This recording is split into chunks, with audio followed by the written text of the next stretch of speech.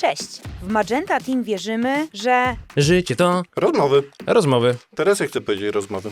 A najlepsze rzeczy dzieją się wtedy, kiedy zaczynamy ze sobą szczerze gadać. Dlatego dzisiaj zapraszamy Cię do podsłuchania rozmowy, w której nie było żadnego scenariusza. Prawdziwej, bez udawania i bez ściemy. Może zainspiruje Cię do burzenia własnych barier, otworzy Cię na jakąś zmianę, a może po prostu utwierdzi w przekonaniu, że idziesz dobrą drogą. Weź coś pysznego do picia lub zabierz nas na spacer i sprawdź, co z tej rozmowy możesz wziąć dla siebie. Dzisiaj rozmawiać ze sobą będą... Maciek, pracuję w marketingu, zajmuję się urządzeniami, usługami dodatkowymi, ale tam, gdzie jestem potrzebny, tam jestem, bo jestem takim wolnym elektronem. Cześć, Tomek. Zajmuję się ludźmi. Kiedyś zajmowałem się głównie klientami i klientkami. Dzisiaj zajmuję się naszą magentową załogą. Zaczynamy! Tomek, a co to znaczy zajmować się ludźmi? W sensie, jak to? Zajmujesz się ludźmi, na czym to polega? Zaczynałem w badaniach rynku i tam to było bardziej o rozumieniu klientów, klientek, rozumieniu potrzeb, sposobach dostosowania tego, co jak sądzę ty robisz, czyli na przykład oferty do tego, co one chcą, żeby to gdzieś tam klikło. Mamy wspólnego coś z badaniami, tak. staramy się. Czasem się zdarzało. A teraz zajmuję się magentową załogą, pracownikami, pracowniczkami. Staram się wspierać przede wszystkim w obszarze D&I, czyli różnorodności i włączenia tego, żeby w naszym magentowym zakładzie pracy wszystkim było dobrze, żeby osoby miały ochotę tutaj przychodzić i czuły się swobodnie. A to tak wygląda, że chodzisz, zajmujesz się ludźmi, Tak, pytasz śledzę ich po osobę, czy się korytarzach. czujesz dobrze?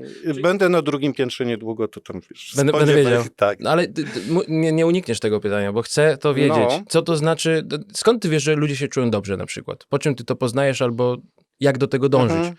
To myślę, że stąd właśnie ta droga od badań tędy prowadzi z rozmawiania, z przypatrywania się tych właśnie parę lat praktyki badawczej. To jest to, że potem się słyszy.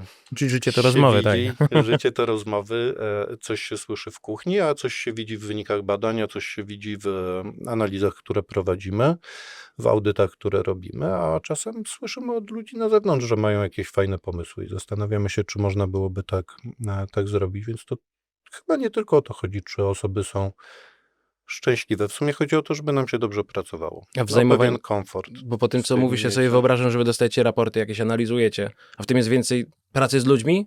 Czy więcej właśnie Tak, takiego u mnie sprawdzania jest, danych twardych i... I to. Warto sprawdzić dane od czasu do czasu, ale mam takie przekonanie, że rzeczywiście lepiej to działa, jak się posłuchamy nawzajem. A co w tym zajmowaniu się ludźmi jest najważniejsze? Według ciebie takie jeden klucz, żeby ludzie czuli się zajęci. Ostatnio koleżanka mnie o to pytała i to jest taka górnolotna odpowiedź, współczucie po angielsku compassion. Znaczy takie, żeby tak, ale to się jakoś ładniej mówi po naszemu, że z tym sercem na dłoni. Żeby tak podejść z otwartością, zrozumieć, Trochę jak do usłyszeć. klientów. Dokładnie tak samo, no to ludzie i to ludzie. No to u mnie, wiesz, też mam dużo wspólnego i z klientami i z naszymi ludźmi.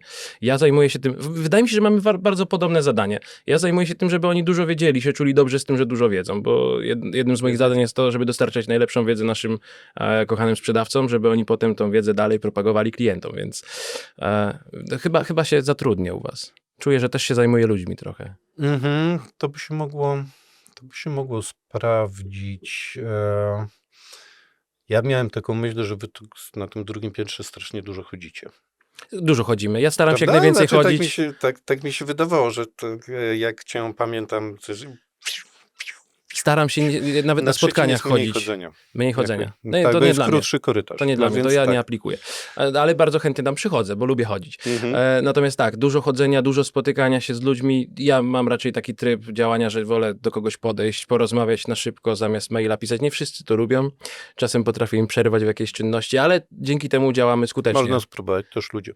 Też lubię taką, w badaniach jeszcze mieliśmy zwyczaj, żeby czasem trochę pokolędować i oblecieć to drugie dookoła i tak pozaczepiać, hej, co u ciebie, co tam, co robicie, czym się zajmujecie, co można byłoby zrobić. To było w badaniach, teraz w HR-owej części myślę, że też należałoby do tego wrócić.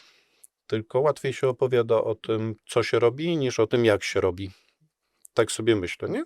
Łatwiej Tak mi się byłoby wydaje. ci powiedzieć teraz, co robisz, czy jak robisz? chyba jedno i drugie. Wiesz, Jak? No to jak? Co robię jest mi trudniej. Sorry, zmieniam zdanie, No. bo ja cały czas robię coś innego. No ale jak robię to cały czas w taki sam sposób, czyli bezpośredni kontakt, czyli jak najszybciej. Staram się dostarczać dosyć szybko wyniki mojej pracy. Gorzej, że czasem na tym cierpi jakość i staram się pracować nad tym, żeby czegoś nie zapominać. No bo ja lubię zrobić, dostarczyć i iść dalej, ale czasem trzeba wrócić, popatrzeć, poanalizować. Dobra, czyli... masz kogoś, kto jeżeli pobiegniesz za szybko, to cię złapie za szelki, albo... Mam na szczęście i uczę się od tych ludzi bardzo Albo, dużo że takiej za- pokory do działania. Bo ja właśnie o tym myślę, że to niekoniecznie musi być zawsze pokora, tylko z kolei moja działka, czyli hej, bądźmy różni. W tym kierunku z tą I- pokorą myślałem, bo ja 10 No. lat temu nie lubiłem pracować z ludźmi, którzy mają inny styl pracy niż ja, czyli taki szybki, hura optymistyczny, ale teraz bardzo sobie doceniam ludzi, którzy myślą zupełnie inaczej niż ja, no bo... No ja też tak mam. No, więc To już możemy stworzylibyśmy skończyć. super Dziękuję. team. Było Dziękujemy, miło. tak, było fajnie. Życie to rozmowy. Nie wiem, czy korzystaliście już z naszych kart do rozmów, ale przygotowaliśmy dla Was kilka pytań, dzięki którym macie szansę jeszcze lepiej się poznać. Widzisz, i znowu wyszło ze mnie ten raptus, No, nie? dobra. Ten raptus ze mnie wyszedł, ja otwieram, jeszcze nie wiem, co Ty to jest. otwierasz, ja losuję. Proszę bardzo. Po 2 pytania. Dobra, nie. Nie, przepraszam. Wezmę te Do 3 razy z sztuka. balonikami. O, co cię wzrusza? Boże, bardzo mnie wzrusza moje dziecko, które zaskakuje mnie nowymi słowami i nowymi sformułowaniami. A naprawdę, to jest takie, skąd ty to wiesz w ogóle? Przecież ja ci tego nie mówiłem, potem się okazuje, że czasem mi się wyrwało, bo to nie zawsze jest coś, co warto powtarzać, ale jednak jest to wzruszające, że człowiek mały rośnie. No, wzrusza mnie to, tak. I trzecia część filmu z Zielonym Ogrem, nie mogę powiedzieć dokładnie jaka, nie promujemy, ale tam jest jedna taka, motyw wzruszający bardzo mocno. Wstyd Nie- się przyznać, ale z drugiej strony no tak jest, no nie będę ukrywał. właśnie chyba... Bo ja najbardziej się wzruszam na filmach, dlatego ich nie oglądam. Czyli wolisz seriale. Znaczy, I seriali też w sumie nie oglądam. Unikam wzruszeń, mam problem No z to masz więcej emocjami. wolnego Nie. czasu. Książki też cię wzruszają? Książki mnie wzruszają, ale znacznie mniej. Dużo czytam książek rzeczywiście, ale tak, ja dobrze, że czuję, nie że jestem odciąłeś od taką kultury osobą, która wcale. jest strasznie łatwo, wiesz, tak, że robisz takie światło i takie wolne ujęcie i tam wchodzą potem te smyczki, coś. Ja wtedy... Ja się coraz... Ale ja się tego, już się chyba tego tak bardzo nie wstydzę. Gdzieś Ja się z trzeba wiekiem wypłakać zacząłem wzruszać, czasami. wiesz, na filmach No. naprawdę coraz częściej się łapię na tym, że może też przestanę w końcu oglądać więcej A w książek. pracy coś cię wzrusza? Mnie wzrusza. Co cię a- wzrusza w pracy? To jest... No trochę tak ze zdumieniem na siebie spojrzałem z zewnątrz, nie, że tam wyszedłem z siebie i spojrzałem, a jak ludziom się udaje. Jak jest jakiś sukces, jak widzę, jak osoby się cieszą, jak mają takie coś... Fajne. Zrobiłyśmy, nie? I mi wtedy tak się w serduchu tu robi trochę. No to nie jest takie wzruszenie, że po prostu... Nie to takie są różne rodzaje płaczące, wzrusza. ale tu mnie dławi, nie? Nie mógłbym tak O. łatwo mówić. A ja mam wzruszenie tylko jedno i to jest, znaczy jeżeli chodzi o T-Mobile, to są świąteczne reklamy. Jak oglądam nasze świąteczne reklamy, to prawie przy każdej już mam takie, nie mogę, już nie oglądam więcej i replay. Zobaczymy, czy cię wzruszy moje pytanie. O! Przepiękne pytanie do ciebie. Podobieństwa czy różnice? Co według ciebie i dlaczego ułatwia budowanie silnej relacji? O, No cudowne no pytanie. dziękuję ci, Jak chcesz, ale możesz, to- wiesz, bo to jest długie pytanie, możesz sobie ja wezmę przeczytać je przy ze odpowiedzi. sobą do domu. Nie, wezmę je po prostu.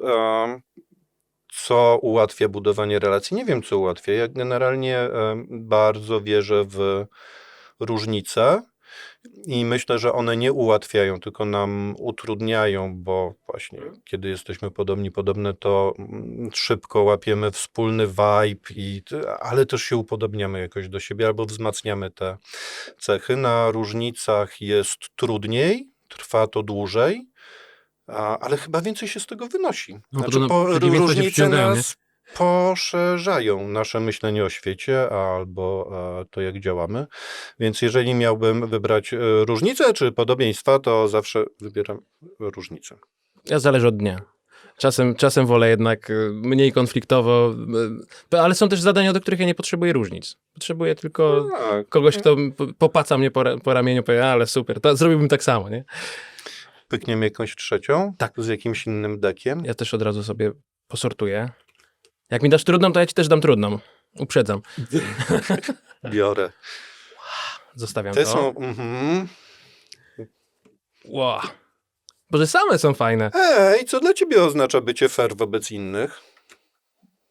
Nie wiem, czy to nie będzie masło maślane, ale bycie fair wobec innych to jest wyrażenie opinii nie zawsze wygodnych dla tych osób. Ale żeby one wiedziały, na jakim etapie jesteśmy relacji i wydaje mi się, że nawet powiedzenie takiej trudnej prawdy komuś, albo powiedzenie komuś czegoś, co wiem, że może mu sprawić przykrość, finalnie będzie tą osobę budowało. Bo oczywiście nie chodzi o to, żeby kogoś tam pocisnąć, czy sprawić mu przykrość. Można ten sam komunikat ubrać w różne formy, ale wydaje mi się, że to taka szczerość bezwarunkowa z kimś jest byciem fair. No, Też bym stawiał na szczerość. Wiemy, że wasza przygoda w T-Mobile zaczynała się w innym miejscu niż aktualne. Jak to było? Kto to powiedział? skąd wiecie?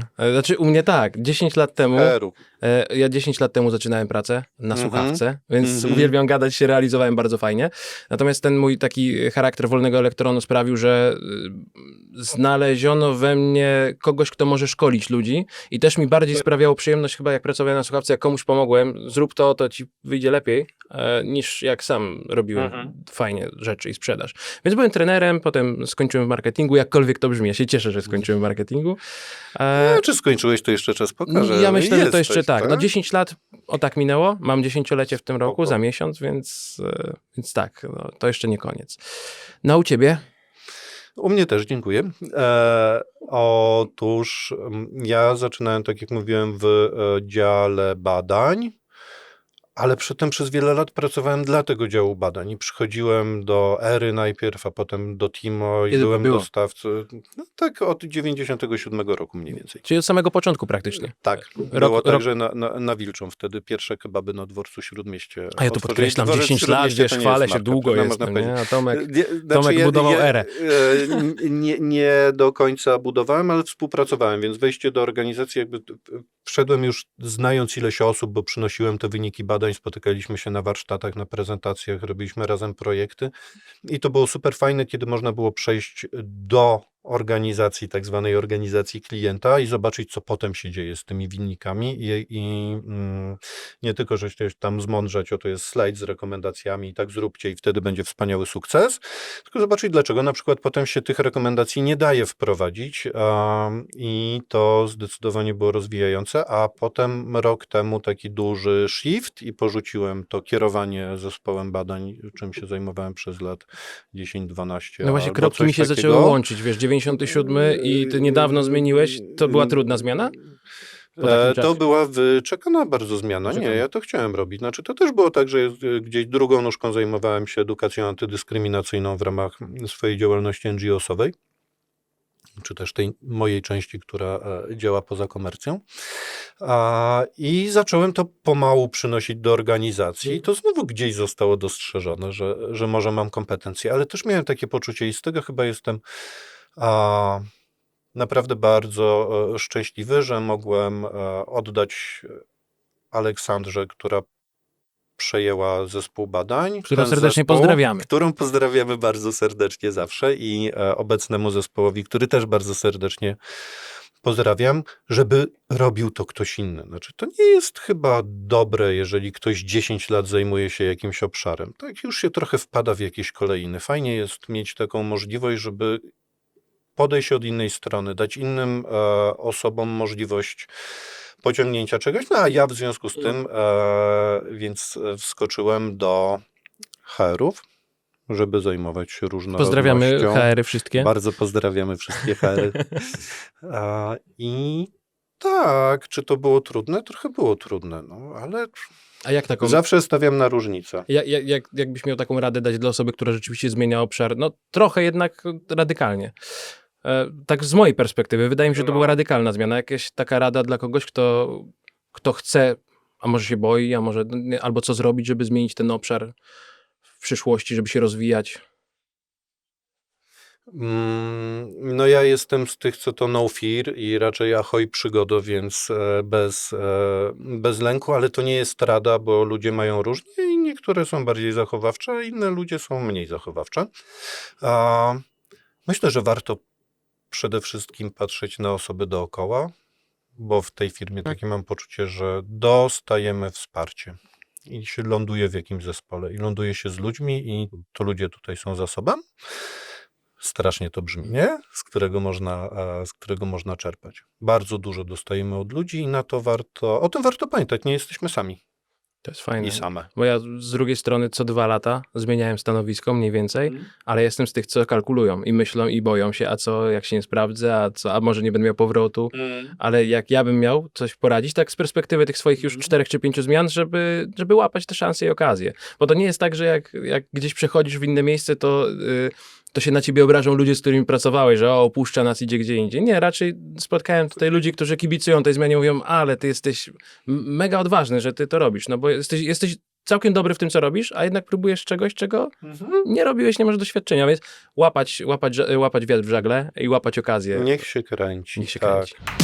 I właśnie tak, w praktyce burzy się bariery. To co, dołączasz?